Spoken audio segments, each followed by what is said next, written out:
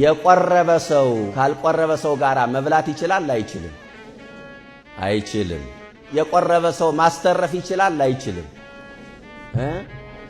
አይችልም። የቆረበ ሰው ብቻውን መሄድ ይችላል አይችልም?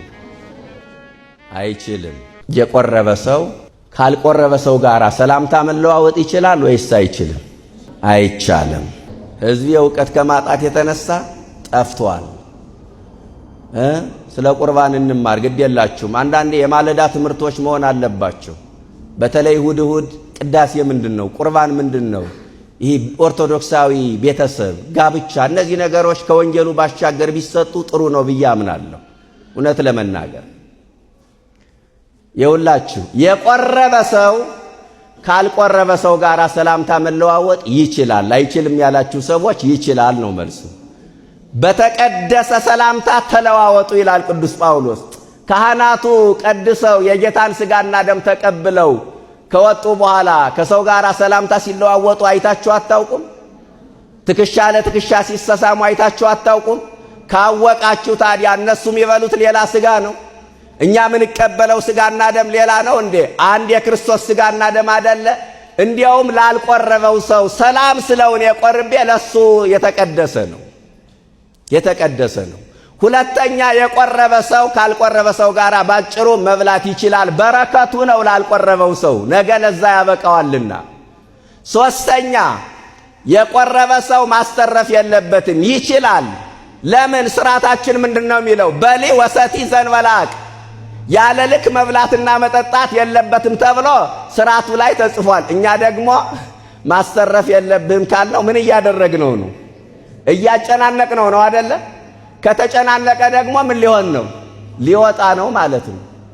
አያችሁ፣ መጀመሪያ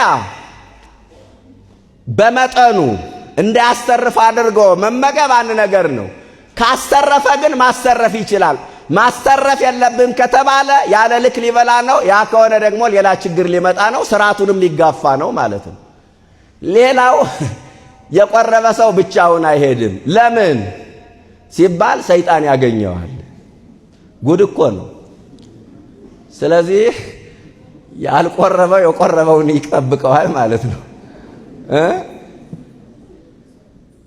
ያልቆረበው ምኑን ይጠብቀዋል? የቆረበውን ይጠብቀዋል። እኔ በገጠር አስታውሳለሁ፣ የቆረበ ሰው እንኳን ካጣ ብረት ማዳመጫ ታውቃላችሁ? የጥጥ ማዳመጫ ብረት ከተራስ ላይ የሚያደርጉ ሰዎች አሉ። የብረት ከዘራ ተሸክሞ የሚሄድ ሰው አውቃለሁ። እዚህ ከተማ ላይ ደግሞ መጽሐፍ ቅዱስ ሚንተራሰዋል። ይሄ ነውር ነው በእውነት።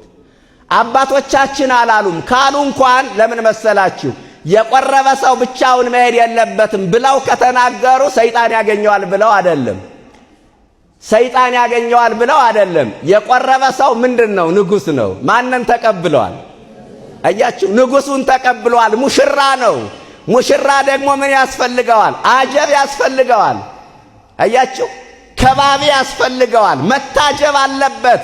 ሰይጣን ያገኘዋል በሚል ሰበብ አይደለም። ስለ ክብረ ቁርባን እንዴ ሰዎች ይታጀባሉ አይደለ? ለምንድን ነው የምናጅባቸው? አክብሮት ነው አይደለ?